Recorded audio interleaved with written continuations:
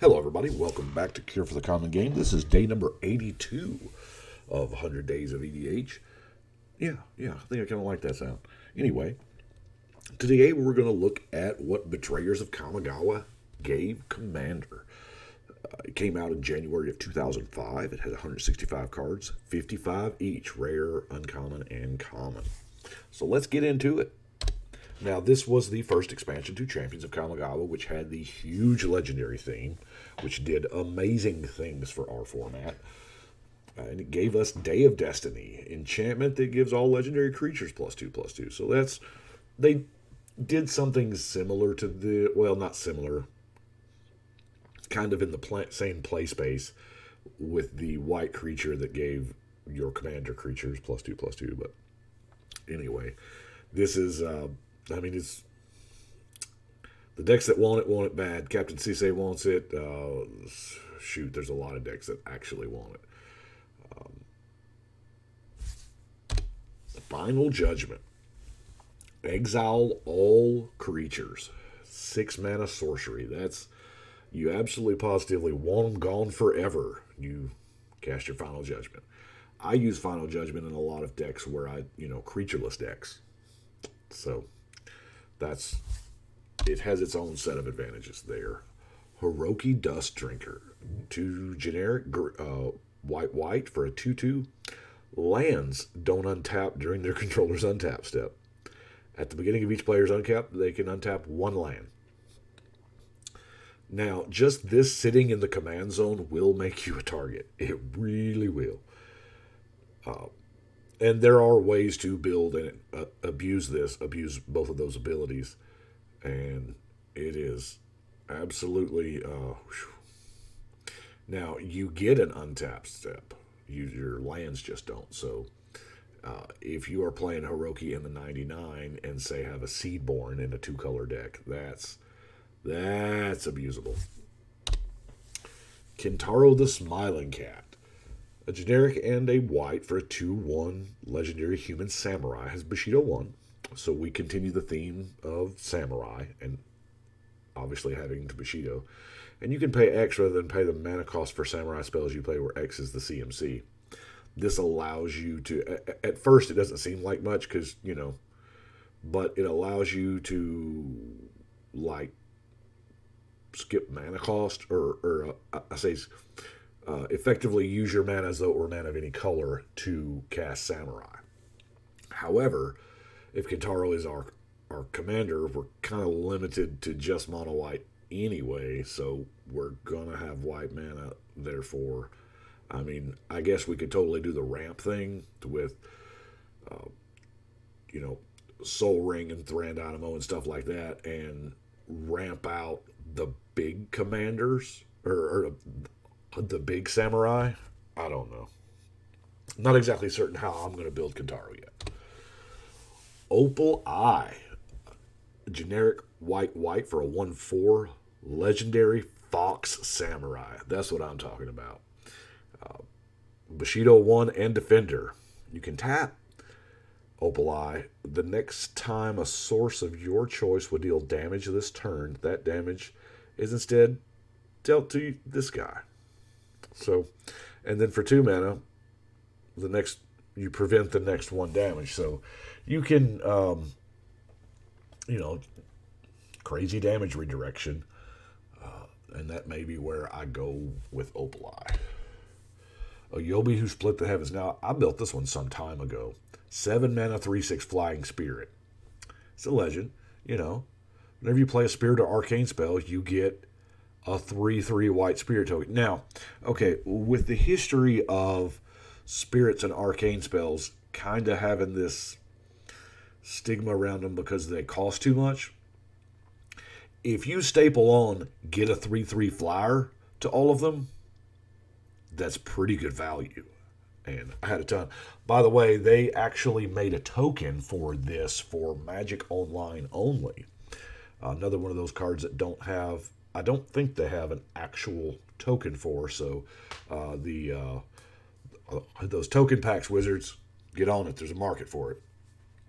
We wouldn't want it to cost the same as a booster pack, and it wouldn't cost you as much because you don't have that much time in it. I mean, you don't have R&D spending years on it. You just got, hey, let's make some tokens. Anyway, Patron of the Kitsune. Now, we had, in Betrayers here, we've got all 5 colors, got a patron of whatever the tribe for that color was. Now, and they all had offering.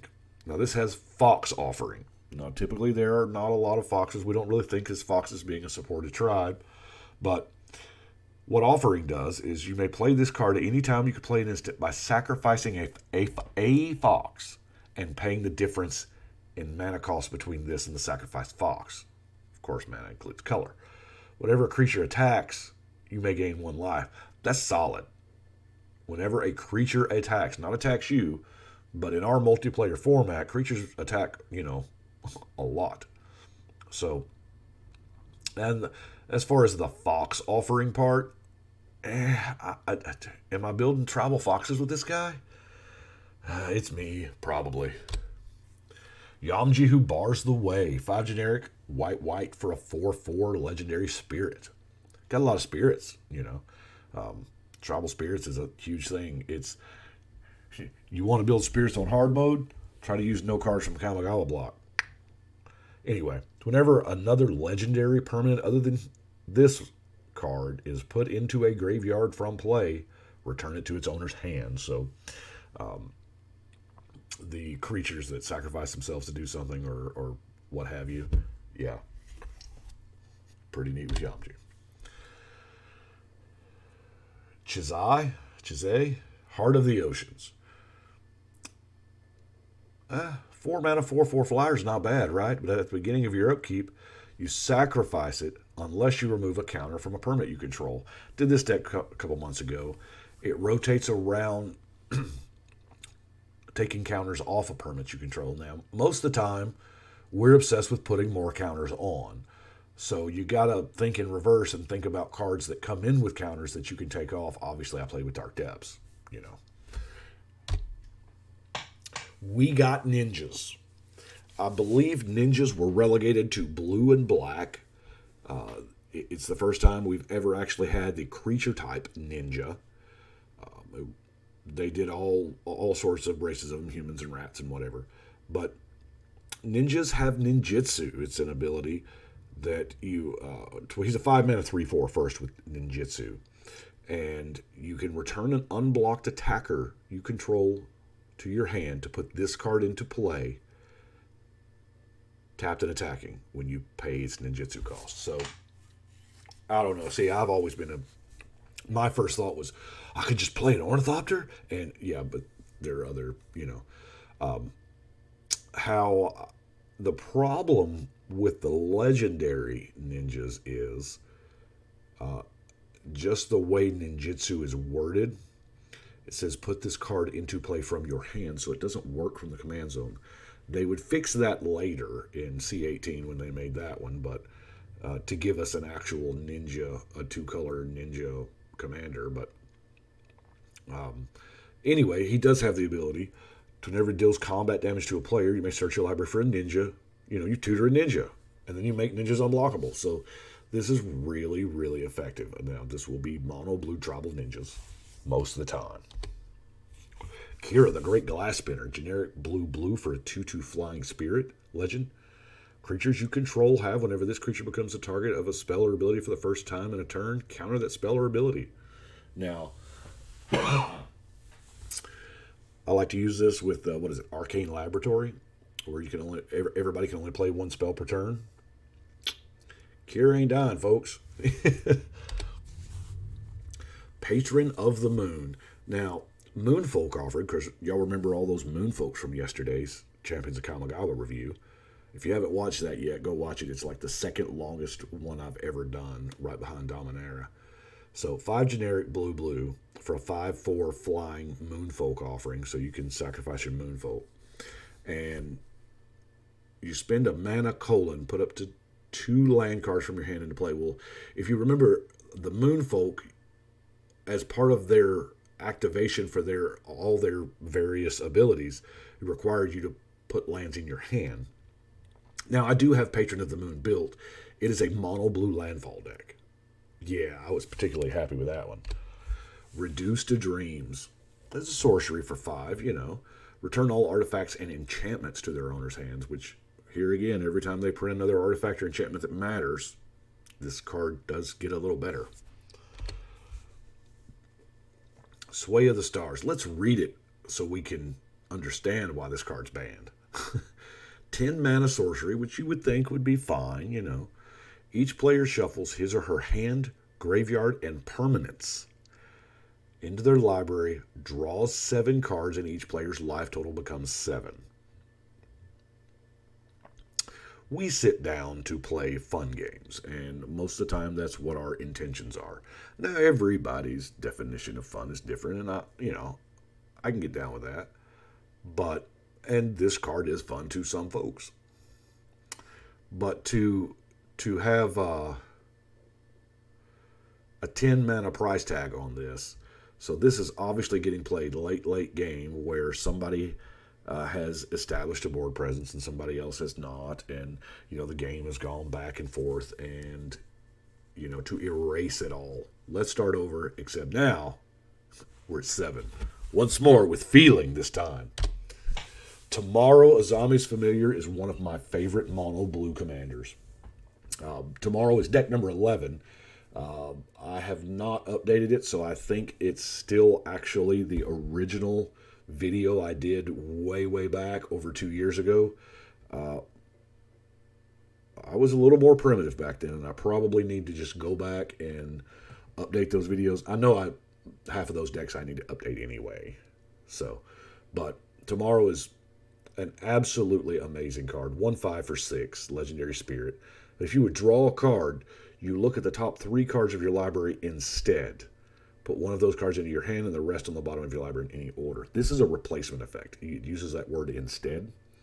So, it will not trigger things that trigger on you drawing a card. Nekuzar doesn't hurt you because you are instead, what is that? Looking at 3 and putting 1 into your hand. It's not really an impulse. It's not really a brainstorm, but it's pretty close. And if you want to talk about stuff like brainstorm, play brainstorm with tomorrow. I'm telling you, that's some value in card selection. Now, Goro's Vengeance sees a lot of 60-card play. We all know that. But the ability to get your legend back from your yard, it has haste. Now, granted, it's exiled. It has that splice onto Arcane that most of the time doesn't matter. But there are times when you want to get that, huge black creature. Or, you can put this in anything as long as you have, black. Muldrotha, all your heavy graveyard decks that, to where you're playing Legends with. There you go. Inkai, Servitive Owning. Now, this is a rat ninja for 6 mana, 5/4. It does suffer from the ninjutsu commander thing, but hey, it's still good. Whenever Inkai deals combat damage to a player, you may put target creature from that player's graveyard into play under your control, and then it also regenerates. Now, Inkai is just absolutely phenomenal. And we're playing, if this is our commander, we're playing mono black, so obviously we're playing with some removal anyway. So it's, that ability to just get in there and steal a creature from their yard is outstanding. And naturally, we're going to want to run unblockable effects in there. Rogue's Passage, anybody? Kyoki, Sanity's Eclipse for 6 mana, 6/4. Whenever you play a Spirit or Arcane spell, target opponent removes a card. They exile a card from their hand from the game. All those old cards that say removes something from the game is exiled now.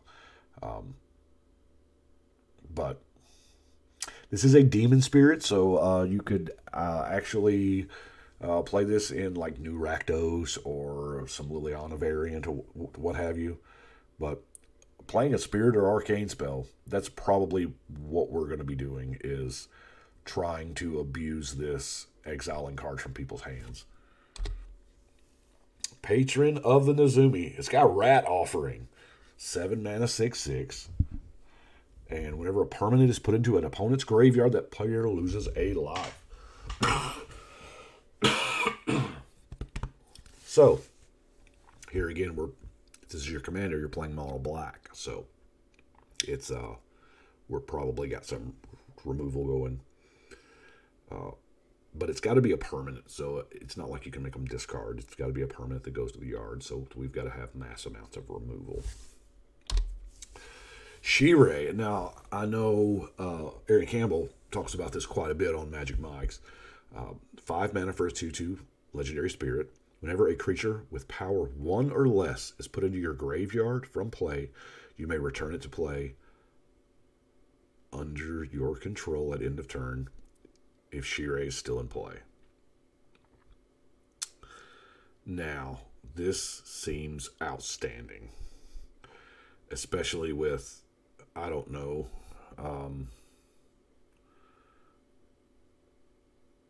shoot, my mind just went blank. That equipment that draws you so many cards. Help me out. Scream louder. I can almost hear you. Skull Clamp. Thank you. So you Skull Clamp your 1 toughness dudes. They die. You draw 2. They come back at end of turn. Rinse and repeat. Oh my gosh. You can just draw so many cards. And there's a bunch of other scenarios to work with. I haven't seen her deck, but I would imagine that has to be in there. It's too good to ignore. Sickening Shoal. Okay, story time. Each color got a shoal in Betrayers, and they were pitch cards. You could remove a card of their color and to allow you to play the shoal for free.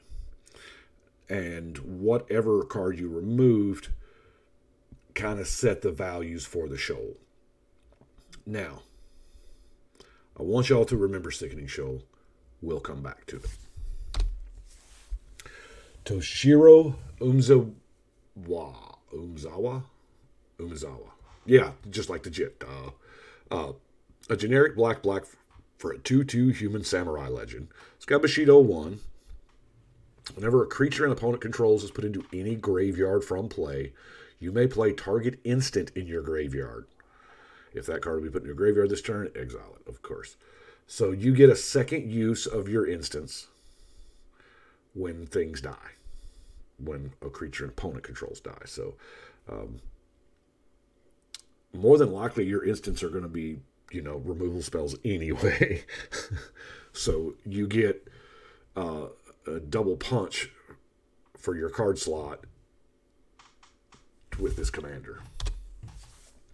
Yukora the Prisoner. Now, this one is, I keep looking at it and I keep pulling it out of the general binder, and I'm like, because it's 4 mana 5/5. When it leaves play, you sacrifice all non-ogre creatures you control. Now, I know we have those cards that change creature types. So we can play Conspiracy and all of our, choose ogres, so we don't have to sacrifice anything. But that's, 1 out of 99. So, and I love the fact that 99 is actually in the flavor text here. Aura Barbs. Yeah. Each enchantment deals 2 damage to its controller. And then each aura deals 2 damage to the creature it's on. Yeah, that's powerhouse. So if they have a lot of auras, not only is the creature taking damage, but the controller's taking damage as well. So, yeah. This is not bad. And I'll be honest with you, I'm surprised it hasn't seen more play, especially in the past, 6 months. But I feel like, here again, the more and more Enchantress decks get popular, the more and more popular Aura Barbs will be. Blazing Shoal. Now time for my story time. Blazing Shoal is, of course, the red shoal. And I'm sure y'all remember from the last from yesterday's Champions of Kamigawa review, the Myojin cycle. Well, when Betrayers came out, I saw this card and I went, hold on, wait a minute. So that was back, back in the before times when I played 60-card Magic. I said, wait a minute. So if I can turn 1, play a Mountain and a Raging Goblin, play a Blazing Shoal by exiling a Myojin of Infinite Rage, which costs 10, play another Blazing Shoal, removing another Myojin, giving my Raging Goblin plus 20 plus 0, I can swing in for a turn 1 kill in Standard. And so I built the deck. And it was as terrible as you think it would be. Yes, it was. I had obviously 4 copies of each of those cards, and then I did, just filled up the other stuff. But I wanted that turn 1 kill. That was the only reason why I did it, to have a turn 1 kill in Standard. So, built the deck, played it. I guess, I don't know, the 3rd or 4th F&M. We were a couple rounds deep, and I pull my hand. Now, keep in mind, that's 6 out of 7 cards in your opening hand. I draw my opening hand, and it's there. I have all of it. And I was on the play. I'm like, oh, here it is. Because a lot of times I build weird, janky decks with just, and take them to local tournaments with just the whole thing is, I just want to win 1 game. Well, I wanted to win 1 game like this. And I played it out. And I looked at my opponent and I was like, dude, I'm sorry, but I had it. He says, no, man, that's amazing. I don't even mind. Besides, I play with the Black Shoal. And then he proceeds to give it -1/-1 by exiling a 1-drop with his Sickening Shoal. But anyway, Blazing Shoal, pretty good, especially on anything, on your commander. If nothing else, you just dump mana into it. Fumiko the Lowblood. 4 mana, 3/2 human samurai legend. It has Bushido X, where X is the number of attacking creatures. Hey, y'all remember that card that said gets +1 for each Bushido you've got? What? Yeah. Creatures your opponents control attack each turn if able, so they can't hold back those strategic creatures that they're not interested in putting into the red zone. They have to swing. Heartless Hitotsugu. Now this guy is the one that makes it. I think it's important for me to say, commander damage is combat damage, not ability damage, for lack of a better term. He's a 5 mana 4/3 legendary ogre shaman. Okay. You tap Heartless Hitotsugu to deal damage to each player equal to half that player's life total rounded down. Now, there are cards that will straight up abuse this. If Heartless Hitotsugu is in the 99 and you can pair it with white, there are lots of cards that say, hey, during your turn, you can't take damage. So, that's a thing. Also, if you can, since the way it's worded, Heartless Hitotsugu deals damage, if you can give this Joker a lifelink or put a spirit link on it, oh my gosh, that's crazy. In the Web of War. Now, in the Web of War is kind of it's a 5 mana version of several different enchantments that we've got, but instead of just giving it haste, it gives it +2 in haste, and it's only yours. So, in the Web of War, it does have a spot in some of my decks. I think I have some red enchantment decks that are kind of wonky that, kind of wants this card. Ishi Aki Crackshot. I don't know. A generic and a red for a 1/1 Goblin Warrior Legend. Whenever an opponent plays a Spirit or Arcane, they take 2 damage from Aki. Now, it's not very common. Think of the last time that your opponents have played a Spirit or Arcane spell. Unless they're in that, you know, straight up Kamigawa mood, it doesn't happen a whole lot. So this is not a particularly effective commander to build around his ability. But, I don't know, it's a Goblin Warrior. He's got kind of a slingshot. I mean, he's riding a goat incorrectly, but still. I don't know how I'm going to build this. Is that art by Christopher Rush? I wonder if there's enough mono red cards. I could build a Christopher Rush deck in single color. The quality might suffer there. I think if we go artist, I haven't built an artist deck in a long, long time. I don't think I still have one together. That was back in the days when I used to take them apart. But I think that you would have to go 2 to 3 colors in order to get enough quality cards to make a good deck. Anyway, Manechi the Fever Dream, 3 mana, 1/3, Legend Spirit. You switch each creature's power and toughness to end of turn, so that's kind of a big deal. Each creature for all of those. Oh man, I just thought about it. This destroys wall decks. Oh my gosh. Yeah, because you're not targeting them, so your 0/8 Shroud Wall, I don't care. It just dies. Yeah. I guess this is like the silver bullet to the wall deck. Overblaze. Speaking of Hitotsugu. Now, Overblaze I've used quite a bit. I have used it on, you know, because it says each time target permanent. I have overblazed enchantments like Pyrohemia. I've overblazed I've actually done it to since it is an instant, a Underworld Dream, somebody else's Underworld Dreams before. Yeah, done crazy things. But, you know, you do it to Heartless Hitotsugu. He does half, and now it's double. What's up? Patron of the Aki. We got Goblin Offering this time in our 6 mana 5/5.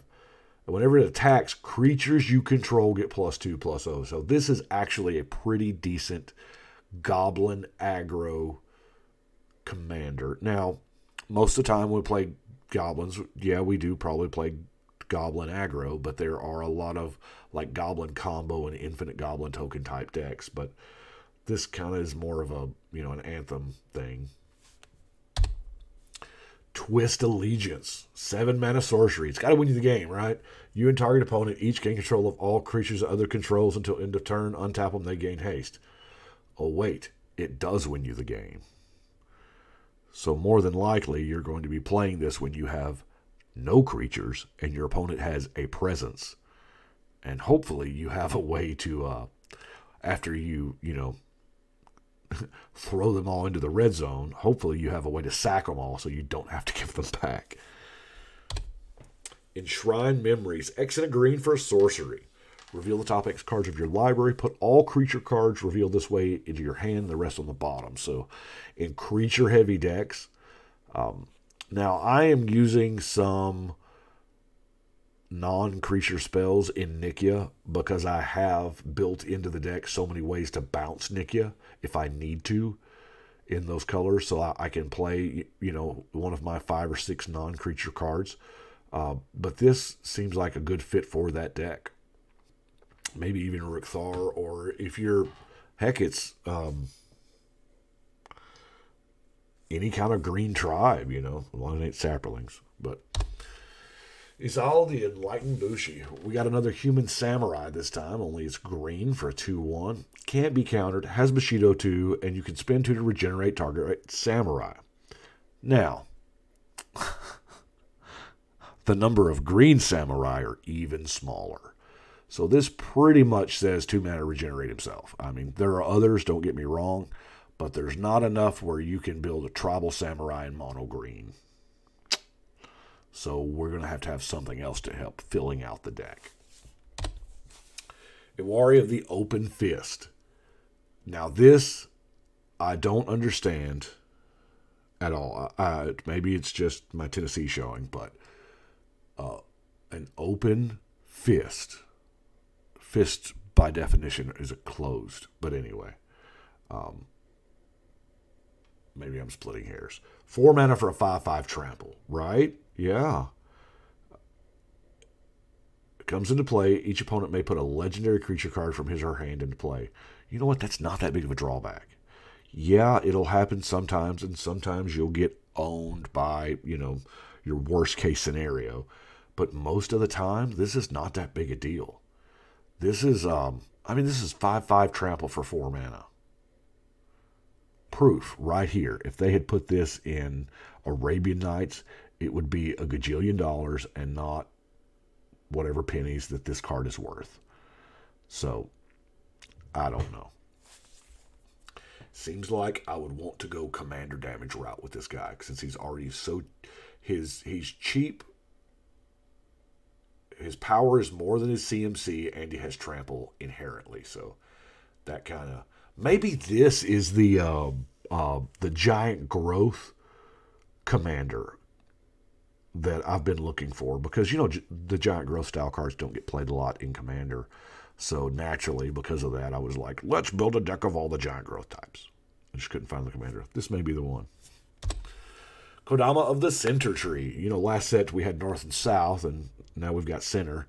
If we ever go back to Kamigawa, maybe we'll get like East and West. I don't know.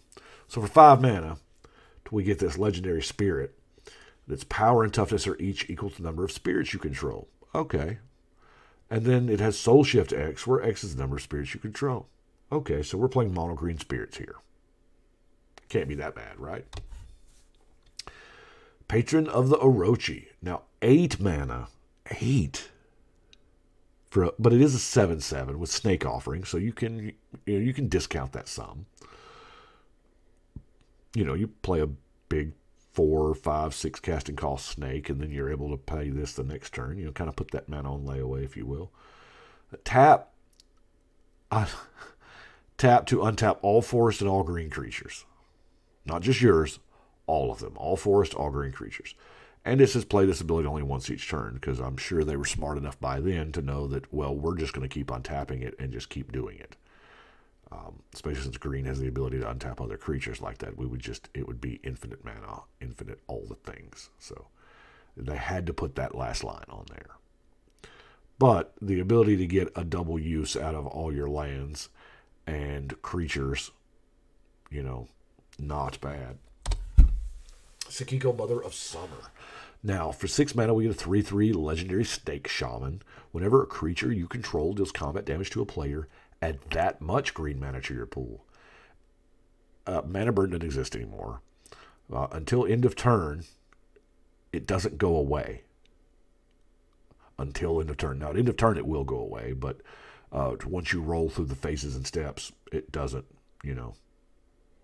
So, if you deal 5 damage, 5 combat damage, you're getting 5 green, which is pretty ridiculous.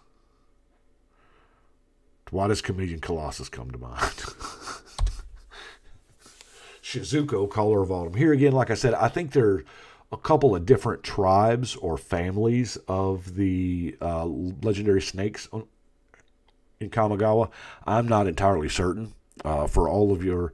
I'm going to defer all of your Kamigawa Vorthos questions to Mr. Evan Irwin.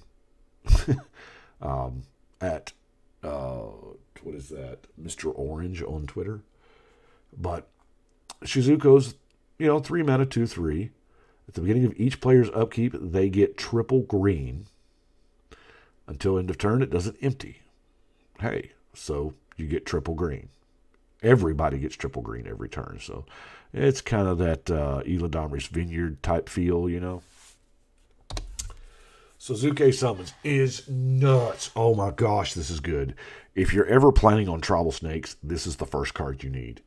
3 mana to put 2 1/1 snake tokens. Yeah, but whenever a non-token snake comes into play, you just get this back. If this is in your opening hand, it drastically changes the entire dynamic of how you play the game, and you instantly become super beatdown.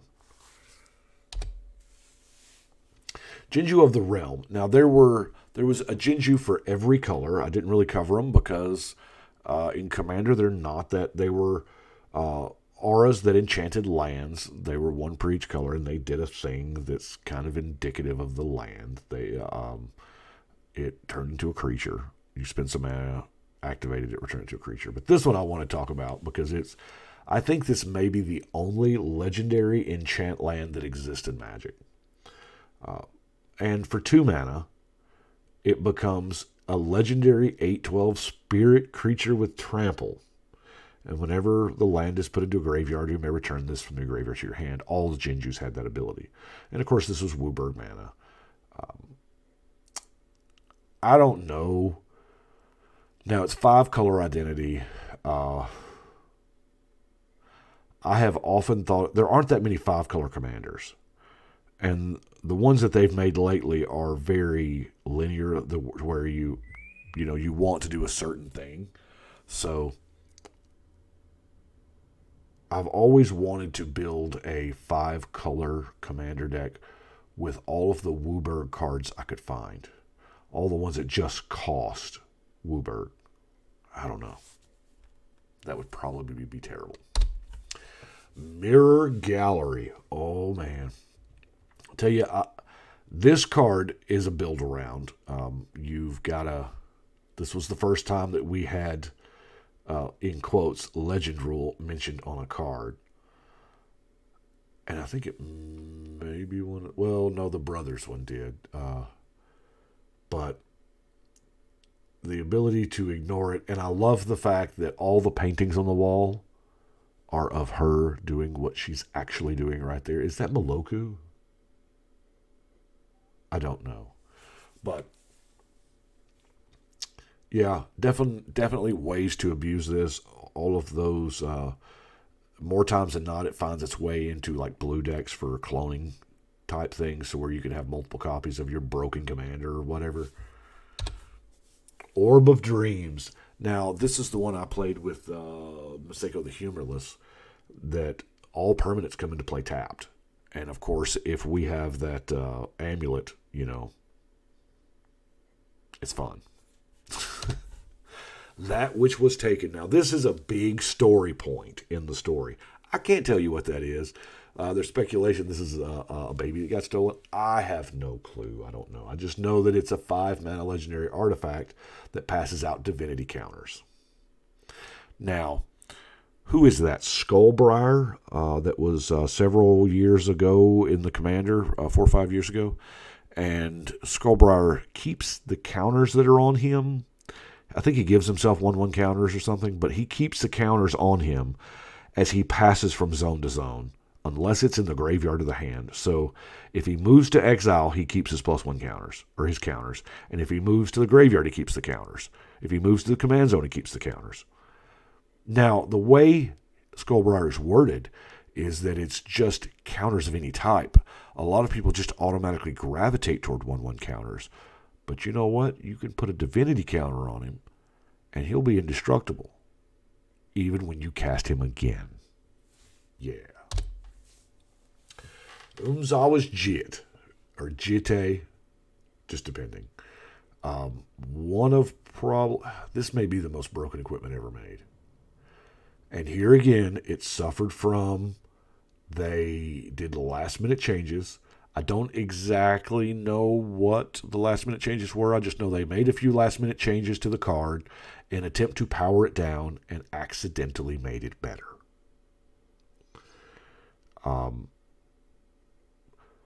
It deals combat damage. It gets 2 counters on the Jit, not on the creature. You can remove a counter from the Jit, so therefore it doesn't even have to be equipped. You can just, as long as it just got counters, you can remove the counters. And choose, like, target creature gets +2/+2, target creature gets -1/-1, or you gain 2 life. Now, in all the times, I have never seen Jit a counter removed to gain 2 life. It's generally always, I'll pump up my thing to kill you, or I minus to kill your blocker, or whatever. Now, the busted part is that it's 2 counters. So if you've got a double strike commander, go and get yourself a Jit, folks, because it deals combat damage twice. So you're getting 4 counters. Or Why do we never see the Jit in doubling season decks? Right? You see where I'm going? God's Eye, Gate to the Rek'Ai. Legendary land, taps for a generic, but when it dies, you get a 1/1 colorless spirit. Just one of those cards that kind of replace itself with a dude. If you have some land sacrifice stuff, maybe you're running Constant Mist and you need a good land to sack. I don't know. Tendo Ice Bridge comes into play with the charge counter on it. So you don't have to do anything funky to get the counter. It just comes with one. Now it does tap for a generic. And you can remove a charge counter to get a mana of any color. In your, why am I not playing this in Atraxa? I should be. I totally should be playing Tendo Ice Bridge in Atraxa because of all the proliferate. Yeah. I mean, it comes with the first counter. You don't have to jump through hoops for it. It doesn't even come into play tapped. This is a good card. This is a good land. It's a really good 5-color land. And that's what I've got for Betrayers. I do appreciate y'all watching. Y'all let me know what you think. And we will see y'all tomorrow.